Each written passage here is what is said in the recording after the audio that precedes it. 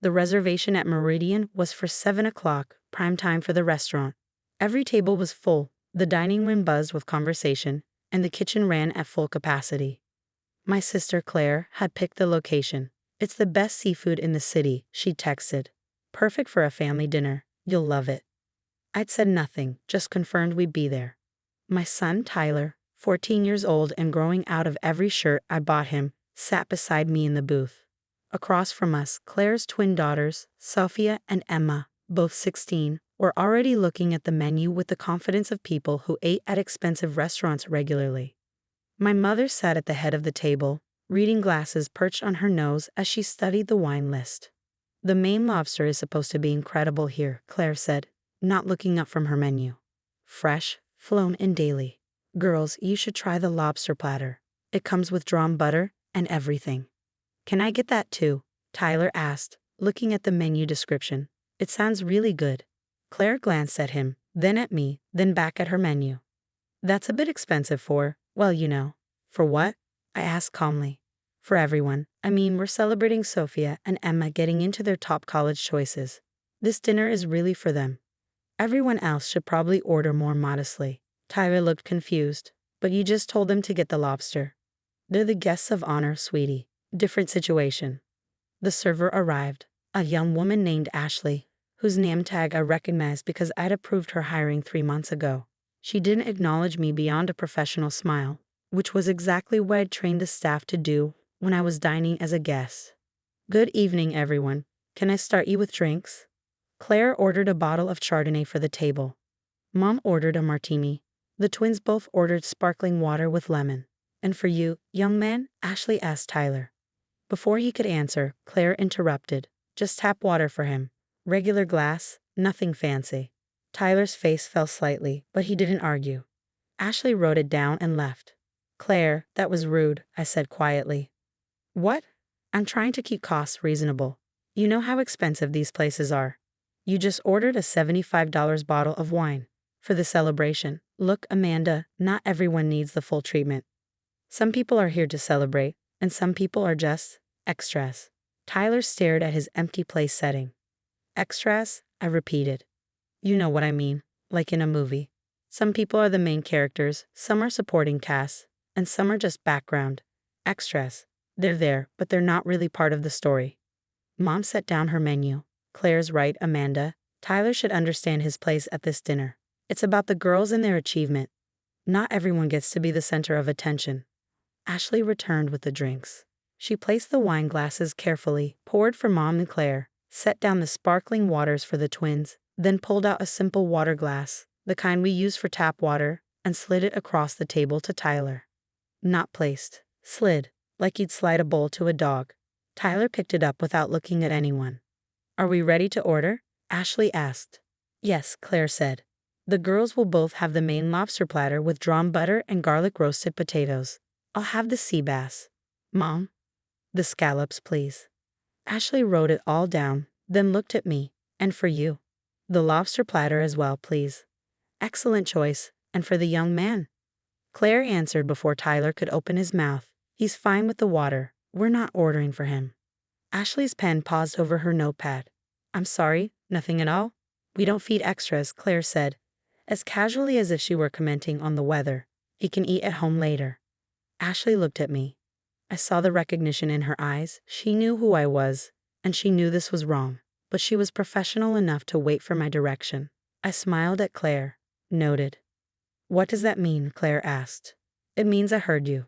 Please continue." Ashley took our menus and left. Tyler sat very still beside me, staring at his water glass. Across the table, Sophia and Emma looked uncomfortable but said nothing. The appetizers arrived, oysters for the table, which Claire had ordered without asking. Tyler watched everyone else eat. I didn't touch mine. "Amanda, you're not eating," Mom observed. "I'm not hungry." "Suit yourself. More for the rest of us." The conversation flowed around Tyler like he wasn't there. Claire talked about the girls' college plans. Both had gotten into prestigious East Coast schools. Mom praised their achievements. The twins basked in the attention. Tyler drank his water and said nothing. When the entrees arrived, Ashley placed the lobster platters in front of Claire's daughters with a quiet description of each component, The sea bass for Claire, the scallops for Mom, and my lobster platter, which I still had no intention of touching, and nothing for Tyler. He watched his cousins crack open their lobster tails, dip the white meat in drawn butter, and take their first bites while making appreciative sounds. "Oh my God, this is amazing," Sophia said. "Mom, you have to try this," Emma added, offering Claire a bite. Claire took it, savored it, and nodded. "Worth every penny." Tyler took another sip of water. That's when I saw Chef Michael emerge from the kitchen. He always did a walkthrough during prime hours, checking on tables and ensuring everything met his standards. He was heading our direction. I stood up as he approached. "Chef," I said, loud enough for nearby tables to hear. "Could you join us for a moment?"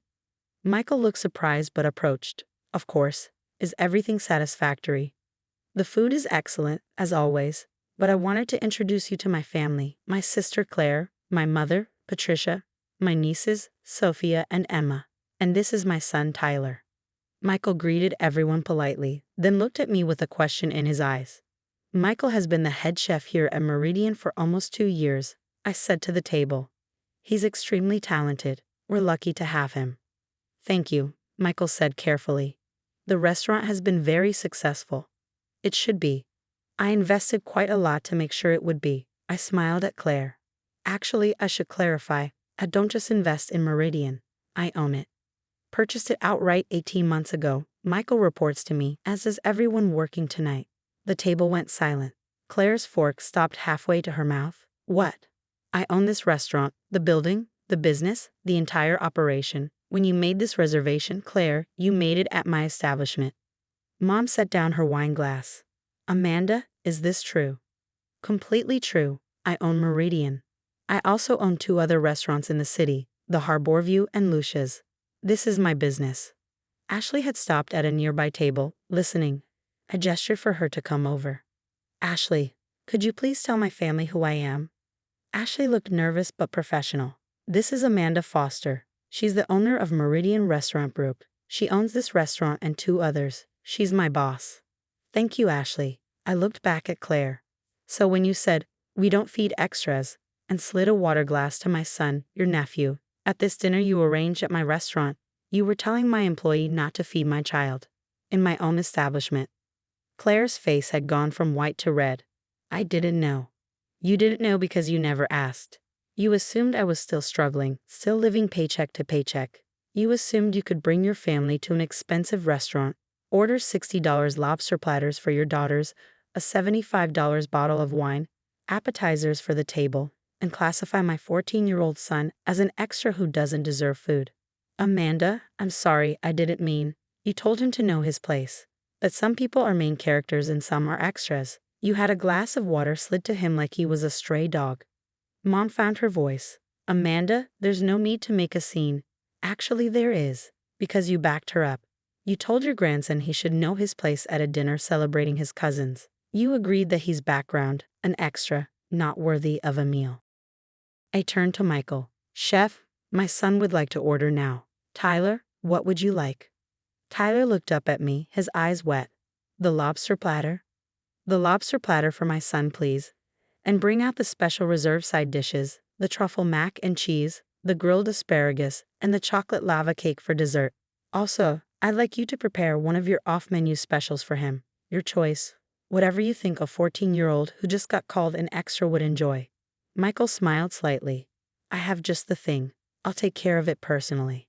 After he left, I sat back down. The nearby tables had definitely heard. People were whispering, looking over. "Amanda, please," Claire said quietly. "This is humiliating." "Interesting that you feel humiliated. How do you think Tyler felt watching your daughters eat lobster while drinking tap water? Being told he's just an extra?" I apologized. "You apologized after finding out I owned the restaurant. Would you have apologized if I were still the struggling single mom you thought I was?" She didn't answer. Mom cleared her throat. "Amanda, we should discuss this privately." "No, Mom, we're discussing it right here, right now. Because you need to understand something. I've spent the last 6 years building a restaurant business. I started with a food truck, worked 90-hour weeks, learned every aspect of the industry. I bought my first restaurant 3 years ago. I've been successful, very successful." "You never told us," Claire said.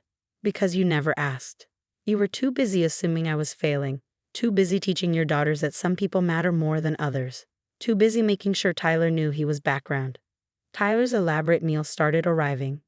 Michael had prepared a smaller lobster platter, the truffle mac and cheese, asparagus, and what looked like a Wagyu beef slider that wasn't on the regular menu. "This looks amazing," Tyler said quietly. "Enjoy it," I told him. Then I looked at Claire. "The bill for tonight will be interesting. Your table has run up about $400 so far. That bottle of wine alone was $75. The lobster platters are $60 each. Would you like me to comp the meal, or would you prefer to pay for it yourself?" Claire looked panicked. I assumed you'd. "You assumed I'd pay because I own the restaurant. The same restaurant where you said we don't feed extras. Where you had water slid to my son like he was beneath you." "Amanda, please." I stood up again. "Tyler, grab your food. We're moving to a different table. Ashley, please prepare a private table for 2 in the back room and bring the check for this table." "Wait." Claire stood up too. "You can't just leave us with a $400 bill. Watch me. You brought your family to celebrate your daughters. You made it clear who matters and who doesn't, who's a main character and who's an extra. You've eaten your celebration meal. Now you can pay for it."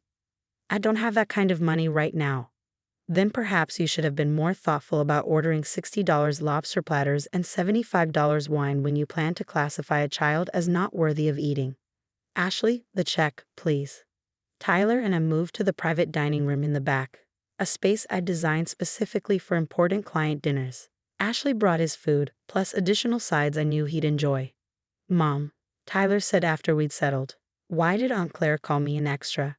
"Because some people measure worth by money and status. They think some people are important and some are just there." She was wrong. "But you own this place. You're important." "I own this place because I worked hard. But that's not what makes someone important. You're important because you're you. Because you're kind and smart and decent. Not because of where you sit at a restaurant table." He took a bite of lobster. "This is really good." "Good. Eat as much as you want. It's your restaurant too." Through the glass partition, I could see Claire and Mom having a heated discussion. Mom was opening her purse, probably checking her credit cards. The twins looked mortified. Ashley came to check on us. "They asked me to tell you they've left. The bill has been paid. They wanted me to say they're sorry." "Did they say it to you, or am I supposed to pass it along?" "They said it to me, ma'am. Asked me to convey it." "Thank you, Ashley, and I'm sorry you had to witness that." "If I'm honest, ma'am, it was pretty satisfying to watch you handle it. What they said about your son was awful." After Ashley left, Tyler asked, "Are they going to hate you now?" "Maybe, for a while. But Tyler, I need you to understand something. You are never an extra. Not in your own life. Not in anyone's story. You're the main character in your own story, and anyone who treats you as less than that doesn't deserve to be in it. Even family, especially family, because family should know better." We finished dinner, all 3 courses, plus dessert. Tyler had never eaten so much in his life. When we finally left Meridian, it was nearly 10 o'clock. In the car, Tyler was quiet for a while. Then he said, "Mom, can I ask you something?" "Anything." "Did you really buy 3 restaurants?" "I did." "That's pretty cool." "Thanks, buddy." "And you named one of them Lucia's?" "After your grandmother, my mom's mother. The one who always said I was special." "That's the one. She would have loved watching you eat that lobster tonight." He smiled. "I think she would have liked watching you tell Aunt Claire off even more." He was probably right. Some people learn to know their place. And some people learn to own the place. My son learned the difference tonight, at a restaurant table, with a lobster platter in a building I own, while his aunt learned that extras sometimes write the checks. And sometimes, they just cancel them.